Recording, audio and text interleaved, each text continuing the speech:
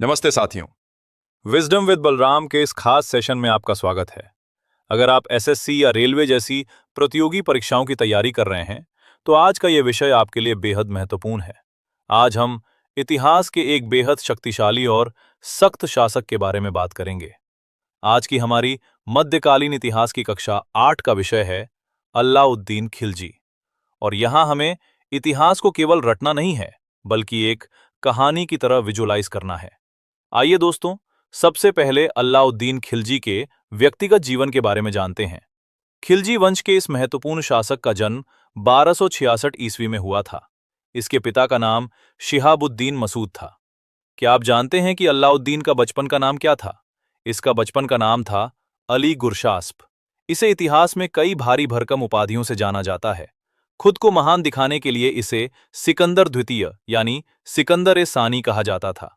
इसके अलावा इसे अमीर उल मोमिनीन, जनता का चरवाहा, युग का विजेता और वफादारों का कमांडर भी कहा गया है। अब बात करते हैं इसके राज्याभिषेक की। अलाउद्दीन का शासनकाल 1296 से 1316 ईस्वी तक रहा। इसका राज्याभिषेक 26 अक्टूबर 1296 को दिल्ली के लाल महल में हुआ था। साथियों, याद रखिएगा कि ये लाल महल बलबन द्वारा बनवाया गया था। 1316 ईस्वी में जलोदर नाम की बीमारी के कारण इसकी मृत्यु हो गई थी। ये पेट में पानी भरने से जुड़ी एक गंभीर और कष्टदायक बीमारी होती है। अब आगे मैम पढ़ाएंगे। चलिए अब अलाउद्दीन की सबसे बड़ी ताकत यानी उसकी सैन्य व्यवस्था को समझते हैं।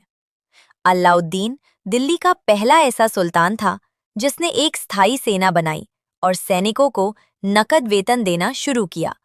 इसे ऐसे समझिए जैसे आजकल सरकारी नौकरी में हर महीने बैंक खाते में फिक्स सैलरी आती है, वैसी ही नकद व्यवस्था इसने शुरू की थी। साम्राज्य की सीमाओं की सुरक्षा के लिए इसने अलग से एक विशेष सेना भी नियुक्त की। सेना में भर्ती करने वाले मंत्री को आरिज़-ए-मुमालिक कहा जाता था। और दोस्तों, परीक्षाओं के लिए सबसे अहम पॉइंट, इसने दाग और हुलिया प्रथा शुरू की। दाग का मतलब था घोड़ों पर गर्म लोहे से मुहर लगाना, ताकि युद्ध के समय अच्छे घोड़ों की चोरी या अदला बदली न हो सके। और हुलिया सैनिकों का एक लिखित रिकॉर्ड था। हुलिया प्रणाली को आज के कंपनी आईडी कार्ड या बायोमेट्रिक रजिस्टर से जोड़कर समझ सकते हैं। इसके 4 प्रमुख सेनापति थे। उत्तर भारत के लिए उलुग खां और नुसरत खां, मंगोलों से निपटने के लिए जफर खां और दक्षिण भारत विजय के लिए मलिक काफूर। आइए अब उत्तर भारत के इसके प्रमुख अभियानों पर नजर डालते हैं। 1297 में इसने गुजरात पर हमला किया, जहां के शासक राजा करण देव थे। यहीं से इसकी पत्नी कमला देवी मिली, जो बाद में मल्लिकाए जहां कहलाईं। फिर 1301 में रणथंभौर का अभियान हुआ। यहाँ के शासक हम्मीर चौहान थे और यहीं रानी रंग देवी ने जौहर किया था। इसी रणथंभौर अभियान के दौरान नुसरत खां मारा गया और यहीं से नुसरत खां ने मलिक काफूर को खरीदा था। मलिक काफूर को 1000 दीनारी भी कहा जाता है, क्योंकि उसे 1000 दीनार में खरीदा गया था। 1303 में चित्तौड़गढ़ पर आक्रमण हुआ। यहाँ के शासक राणा रतन सिंह और रानी पद्मिनी थीं। गोरा और बादल जैसे वीर सेनापति इसी युद्ध में बहादुरी से लड़े थे। जीतने के बाद अलाउद्दीन ने चित्तौड़ का नाम बदलकर अपने बेटे के नाम पर खिजाबाद रख दिया था। इसकी अन्य जीतों में मालवा 1305, सिवाना 1308 और जालौर 1311 शामिल हैं।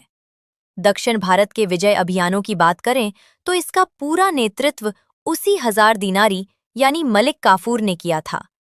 1296, 1307 और 1311 में देवगिरी पर अभियान हुए, जहां के शासक रामचंद्र देव और उनके पुत्र सिंघन थे। ध्यान दें, एक समय बाद रामचंद्र देव ने अलाउद्दीन की मदद भी की थी। 1309 में वारंगल, तेलंगाना का अभियान हुआ, जहां प्रताप रुद्र देव द्वितीय का शासन था। 1310 में द्वार समुद्र यानी होयसल पर हमला हुआ, जिसके राजा वीर बल्लाल थे। और अंत में 1311 का पांड्य या मदुरै अभियान, जहां सुंदर पांड्य और वीर पांड्य का राज था। साथियों, इसी पांड्य अभियान से अलाउद्दीन को सबसे अधिक धन प्राप्त हुआ था, जिसमें 96,000 मन सोना, 20,000 घोड़े और 612 हाथी शामिल थे। अब आते हैं अलाउद्दीन की सबसे मशहूर नीति पर, बाजार नियंत्रण प्रणाली। अपनी इतनी बड़ी सेना का खर्च उठाने के लिए इसने बाजार में सुई से लेकर घोड़े तक हर वस्तु की कीमत तय कर दी थी। इसने सार्वजनिक वितरण प्रणाली, पब्लिक डिस्ट्रीब्यूशन सिस्टम की शुरुआत की। ये बिल्कुल वैसा ही है जिसे आज हम राशन की दुकान कहते हैं। ये सारी जानकारी हमें जियाउद्दीन बर्नी की किताब तारीख ए फिरोज शाही से मिलती है। बाजार को सख्ती से चलाने के लिए कुछ अधिकारी थे। दीवान ए रियासत पूरे बाजार पर नियंत्रण रखने वाला विभाग था। शहनाए मंडी मंडियों का प्रमुख होता था, जैसे उस समय मलिक कबूल था। परीक्षा में अक्सर पूछा जाता है कि कपड़ों के बाजार को क्या कहते थे, तो उसे सराय ए अदल कहा जाता था। माप तौल में कोई व्यापारी बेईमानी न करे, इसके लिए नाजिर नाम का अधिकारी था। और सबसे डरने वाली बात, बाजार में गुप्तचर घूमते थे, जिन्हें बरीद और मुन्हियों कहा जाता था। चलिए अब टैक्स सिस्टम यानी कर व्यवस्था को समझते हैं। अलाउद्दीन ने 3 मुख्य कर लगाए। पहला, खराज यानी भू राजस्व, लैंड रेवेन्यू, जिसे बढ़ाकर उसने किसानों की कुल उपज का 50% आधा कर दिया था। दूसरा, खुम्स यानी युद्ध में लूटा गया धन। इसमें राज्य का हिस्सा बढ़ाकर 4/5 भाग 80% कर दिया गया। और तीसरा, जजिया, जो गैर मुस्लिमों पर लगने वाला कर था। इसने 2 बिल्कुल नए टैक्स भी लगाए, मकान कर, हाउस टैक्स, और जानवरों के लिए चराई कर, पेस्टूर टैक्स। किसानों के लिए 50% टैक्स और ऊपर से मकान व चराई कर देना उस दौर में बेहद कठोर कदम था। भूमि सुधारों में इसने पुरानी इक्ता प्रथा को खत्म कर दिया। जमीन नापने के लिए इसने बिस्वा की शुरुआत की और इसके लिए जबीता नामक आदेश जारी किया। प्रशासन को ठीक से चलाने के लिए कुछ प्रमुख विभाग बनाए गए थे। दीवान ए विजारत वित्त विभाग, फाइनेंस डिपार्टमेंट था। दीवान ए रसालत विदेश विभाग, फॉरेन डिपार्टमेंट था। दीवान ए आरिज सैन्य विभाग था। और दीवान ए रियासत बाजार नियंत्रण के लिए था। इसके कुछ अन्य महत्वपूर्ण काम भी थे जो समाज से जुड़े थे। इसने दिल्ली में शराब और मादक पदार्थों पर पूरी तरह रोक लगा दी थी। साथ ही तेजी से सूचना पहुंचाने के लिए डाक प्रथा शुरू की। एक बहुत ही महत्वपूर्ण बात, इसने राजनीति और धर्म को अलग रखा और काजी की सलाह के बावजूद शासन में शरीयत को लागू करने से साफ इनकार कर दिया था। वास्तुकला या निर्माण कार्य की बात करें तो अलाउद्दीन ने कई मशहूर इमारतें बनवाईं। इसने दिल्ली में सीरी का किला, सीरी फोर्ट बनवाया, जो असल में मंगोलों के आक्रमण से सैनिकों को बचाने के लिए एक गैरिसन शहर था। पानी की कमी दूर करने के लिए एक विशाल जलाशय बनवाया, जिसे हौज़-ए अलाई या हौज़ खास कहते हैं। इसने 1000 खंबा महल या 1000 सुतून का निर्माण कराया।